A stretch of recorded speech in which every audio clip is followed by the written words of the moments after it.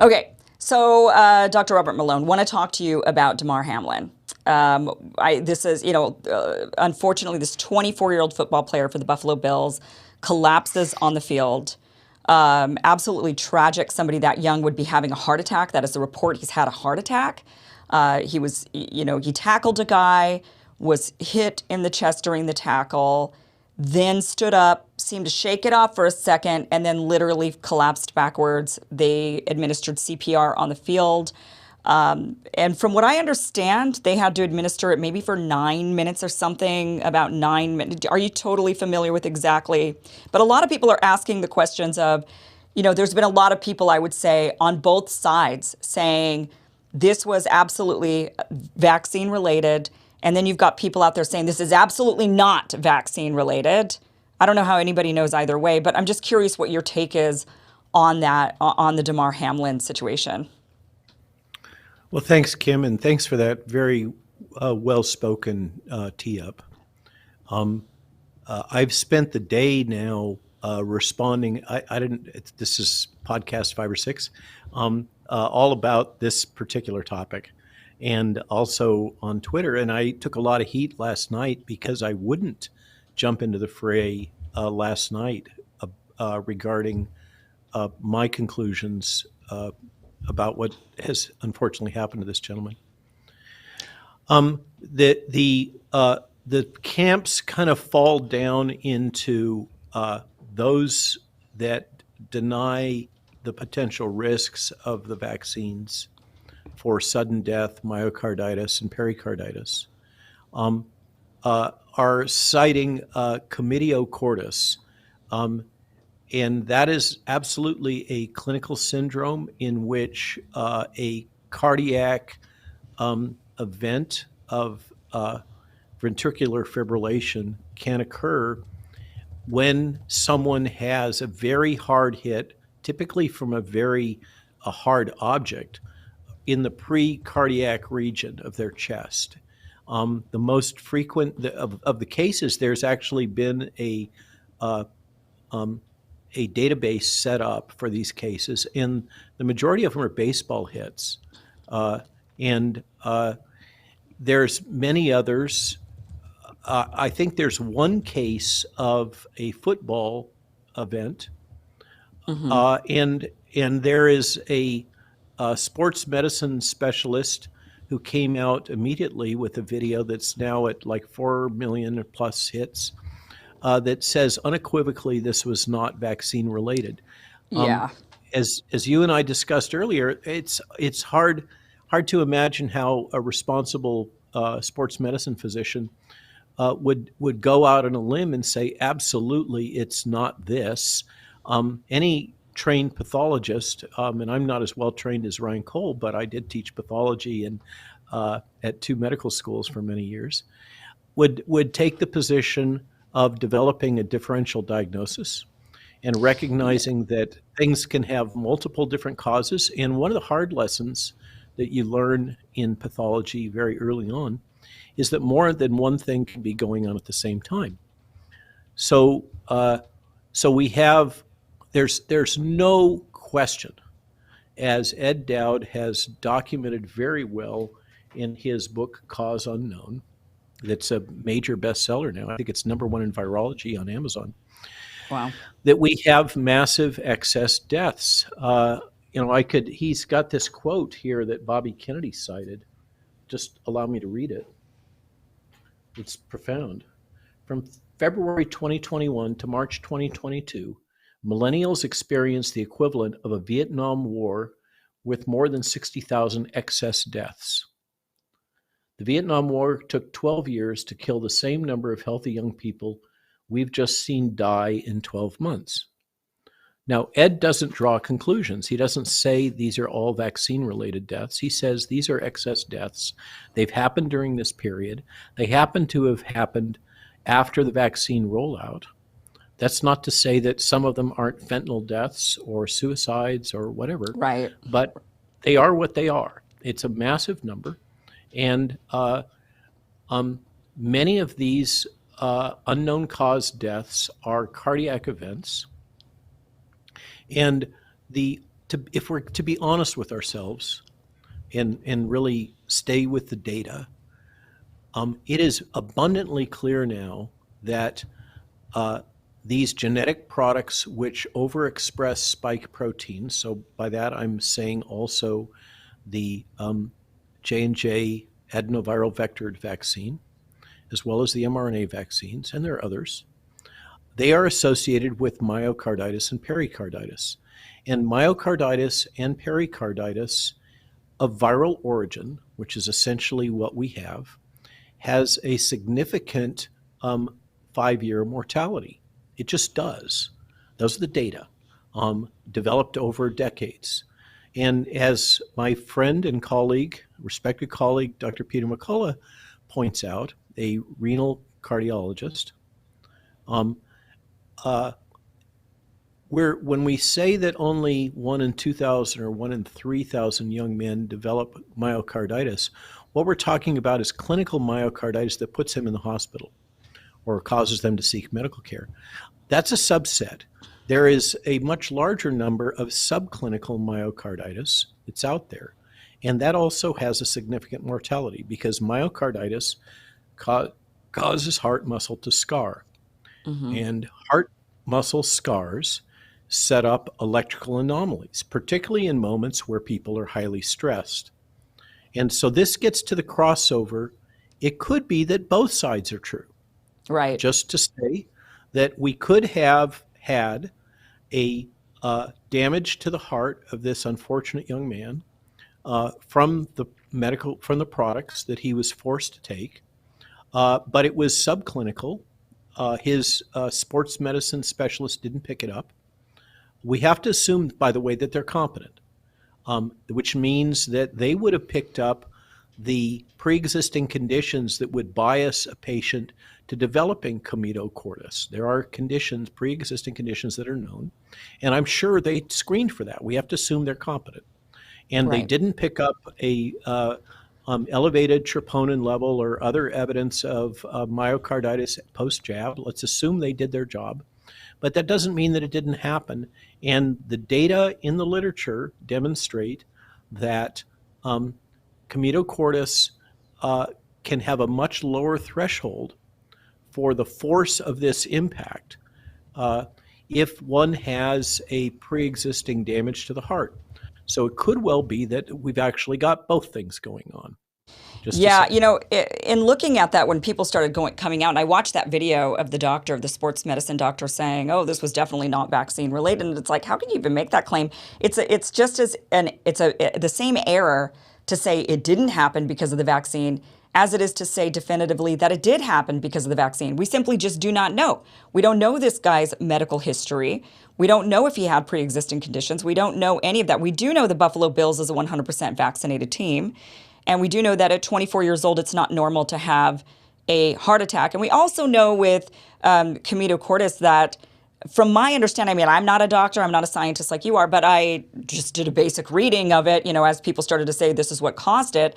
And it does seem like usually it is like a baseball, a very fast pitch, a baseball to the chest that's going the speed of a car flying down the freeway, or a hockey puck, a really solid, hard object that pounds you right in the chest, and usually without that extra padding.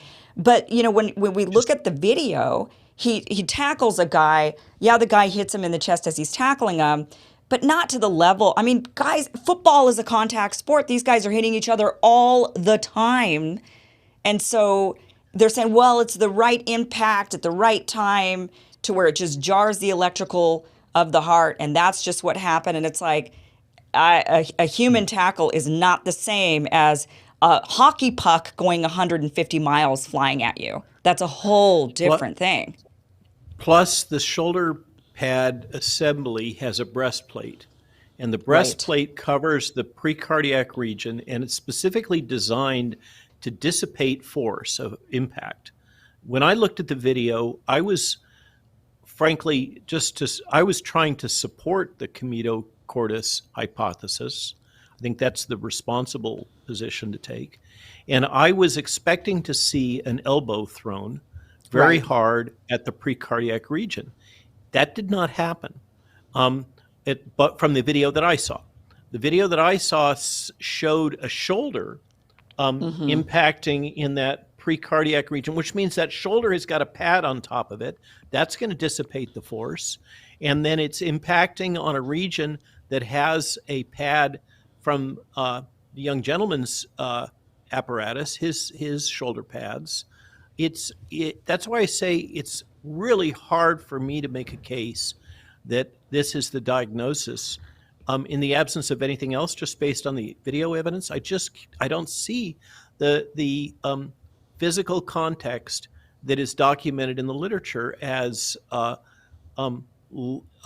associated with this type of phenomena.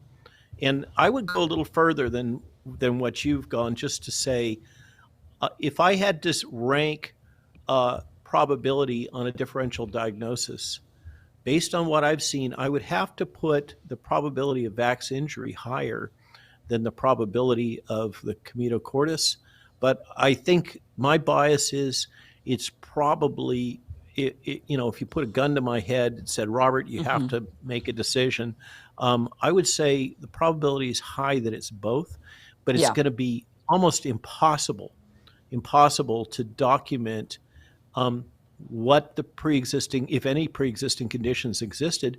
We're not going to have an autopsy because the gentleman is improving, yay. And there's no real way that we can sort out cause and effect here, and this is going to end up as just another internet controversy, social media controversy that can't be resolved, and it enables this tribal animosity, unfortunately, to play out. But it's just noise. Let's get back to reality, folks, and try to stay fact-based and reasonable with each other. And I think that it's a good point to make when it comes to a lot of these kind of anomalies that are happening, with blood clots or heart attacks. We've seen a lot of heart attacks that have happened in events that are extraordinary events. Like, for example, at Astroworld, when we had all of those people crushed and many of them died, those young people died of cardiac arrest. I know that being crushed often leads to but to the level, to have that many people, or even just this past winter, the big storm that just hit in upper state New York, that many people that died from cardiac arrest while doing snow plowing or shoveling snow. It just seems like the numbers are much higher than they normally are in these events. So, of course, you can't say, you can't say that the event, you could say, the event caused it, just like blood clotting. Maybe you were already prone to a blood clot, but maybe these vaccine injuries caused more blood clots or more severe blood clots, or the same thing, like, shoveling snow we know leads to heart attacks. But if you have these injuries, it could lead to more heart attacks happening. Same thing with Damar Hamlin. I mean, there's something else that caused the heart attack or the blood clot, but but the vaccine potential, or even just COVID in general, COVID with the vaccines, if you've had it and then you get vaccinated, do we have any data on that, by the way? Is there any data on the people that are more at risk of having myocarditis, for example? Okay.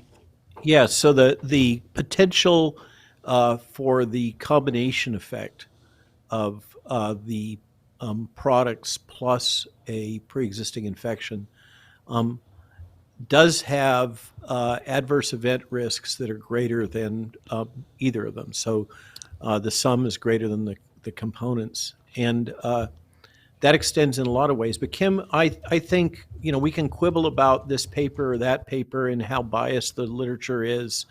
But you cannot overcome the observation of the excess all-cause mortality that's being observed all over the world in both public databases and in the database tables that the insurance industry, the actuaries, pore over because it's essential to their profit. And they are facing a wave of excess mortality that is greater than 2 standard deviations from the norm. That's scientific talk for this ain't supposed to happen ever. Right. And yet it's happening. And this is been Ed Dowd's point now for a long time, that and as a investment analyst, he has more liberty to say things than say I do as a physician. Um, he doesn't have a license to defend, and it's his job in investment analysis to identify black swans and potential risks and this kind of stuff. So he's in safe territory. And the observation is that this all-cause excess mortality is occurring all over the world, and it seems to be associated in time with Yeah. vaccine administration. The other data that's coming out more and more, and my colleague Theo Shooters in the Netherlands gets a gold star for this, where most of the population is no longer getting vaccinated, but the elderly are. And the vaccine policy there in the public health system is such that when they decide to boost or inoculate, it happens in a wave, and they can pretty much capture the entire elderly population. It's a small country. And so what Theo has done is he's pulled in another database on all-cause mortality in this age bracket, and then he's pulled in the database for the waves of vaccination and then superimpose them. And unfortunately, what he sees again and again now through multiple vaccine campaigns is a fairly tight correlation in time with about a 1 to 2 week offset between spikes in excess all-cause mortality in the elderly and spikes in the vaccine campaign. So that's what we call in my business a rechallenge experiment. We do it once and then we do it again. We see the same thing. Uh-oh, that's not looking so good. That's looking Right. like there is a real correlation. And that is as good as we're going to get given the steps that were taken by your favorite public bureaucrat, Dr. Anthony Fauci, in closing down the control group. And it's very unfortunate that that decision was made.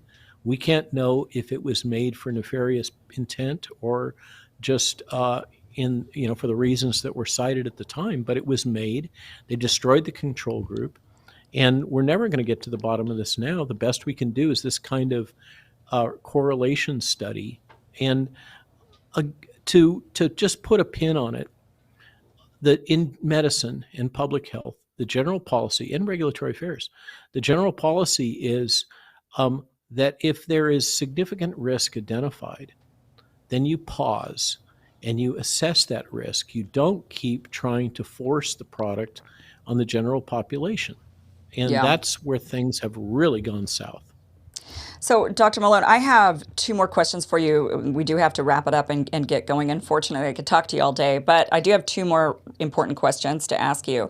The first one is, you being a vaccine expert, my guess is they're never going to stop the vaccination campaign when it comes to COVID-19. They're going to keep going. I mean, now we've got the bivalent vaccine. They're just going to keep doing this and pushing more and more boosters and new updated shots. And my question is, we know that this hasn't really been a very effective vaccine, and for many people, even a dangerous vaccine for younger people that don't need it.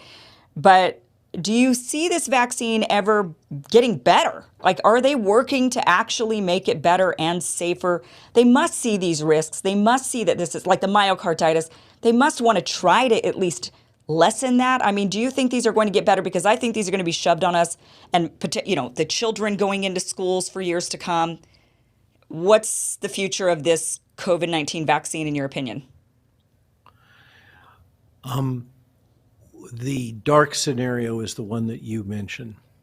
That is behind that dark scenario is the ability of the pharmaceutical industry to thoroughly corrupt our entire electoral process and the decisions of our leadership, not just at the public health level, but all the way up.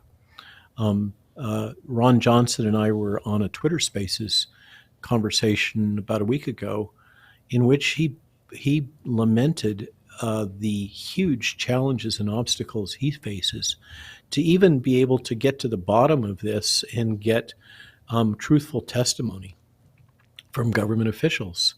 They're stonewalling him at every opportunity. So it is going to take a major push. It may come from the House. It looks like Mr. McCarthy is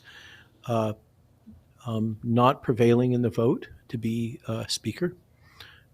We can't. Neither you nor I can know what's going to come out of that sausage maker. Right. Uh, and and what is going to be the political appetite for taking on a topic that would be as profoundly damaging and threatening to the federal government as the Twitter file drops are? Who in the leadership in Senate or House, let alone the executive branch, really wants these questions to be asked? And we have a position that your experience clearly illustrates, where corporate media has been completely compromised. And so we have the traditional role of media as comforting the afflicted and afflicting the comfortable. They've just abdicated that responsibility and decided to take the brass ring, take the gold that the government is willing to give them. I think in part because their business models are failing. If you look at the charts for Joe Rogan's audience versus all others, if you're a major media outlet, it's pretty scary. Yeah. Yeah. So it's going to be up to alternative media like this broadcast that you bravely put forward to dig and do old school journalism as opposed to advocacy journalism. Right. That nice euphemism that basically equates to propaganda peddling. Yep. And I don't have that's a crystal ball that's broken in my case. It is very cloudy. I think that because I don't know your industry well enough, frankly, I'm learning as fast as I can. But I suspect that the next year is going to be extremely turbulent in terms of these information war aspects, this fifth generation warfare. And all I can say to your audience is there are now multiple books out. You can get them online about fifth generation warfare. You can search out information online about it. And you must understand what this means. Yeah. Because you've been subjected to it, and you need to, just like you need to understand how Madison Avenue works with advertising, you need to understand how information war is played. It is not a battle over territory. It's a battle of your mind. And the weapons are highly developed. And the only way that you're going to be able to make your way forward and protect your children, which I think is job one as far as I'm concerned, is to understand this environment that we're in, this information environment we're in. And you're going to have to, your listeners are absolutely going to have to learn to take a more decentralized approach to gathering your information. You can no longer trust corporate media, and you're going to have to get multiple data feeds. My wife and I still read Politico because we want to know what's cooking. And Politico and the Washington Post and the New York Times are great sources, just as Pravda was once a great source for understanding what's going on in the USSR. And we all have to become intelligence officers doing data fusion to try to figure out what the truth is. Okay, Dr. Malone, I got one last question for you. A really important one is, tell us about your book, Lies My Government Told Me and the Better Future Coming. So, Kim, thanks for the chance to plug it. As of yesterday, the ebook was still free on Amazon. Tony Lyons was supposed to turn that off, but you might get in quick and slip it. It is available from Barnes & Noble and Amazon. It's designed to help not so much those that are already awake, but rather it's something to try to help your mother, your grandmother, your sister, your brother, your coworker understand from a different frame of reference what we've all been through, to make sense of it. And it's divided into 3 sections. The first is akin to the diagnosis, the history and physical that physicians go through. The next part is sense making, which is really the diagnosis. And then the last part is that subtitle, the better future coming, what can we actually do? And I think that that's the fun part, is coming together and all of us imagining what is the better future for all of us. Is it this centralized, dark, transhumanist, fourth industrial revolution, you will own nothing and be happy world? Or is it something else? And I think that's in all of our hands right now. If we don't want our children to live as indentured servants, we need to work hard to prevent that. And the book is intended not to tell you what to think, but to help you think things through for yourself and to make your own decision about what you've experienced and what does it mean. Excellent. Well, Dr. Robert Malone, inventor of mRNA and DNA vaccines, also a fighter of free speech. Love that about you. You've got a great Substack. Definitely encourage people to go check that out. I've been browsing through it and read some of your articles from time to time. And also, of course, check out your book, which people should be picking up and reading and giving it to those CNN watching family members, right? That's what it sounds like. Too bad it's, My Christmas broadcast just passed, but yeah, let's go ahead and wrap it up and say, here you go. Instead, you watch too much TV. Why don't you read this book instead? Lies My Government Told Me and the Better Future Coming. Dr. Robert Malone, it's been an absolute pleasure talking to you. I appreciate you being here today. Kim, Thank I you hope so we much. have a chance to have another chat. Bye-bye. We will. Thank you so much.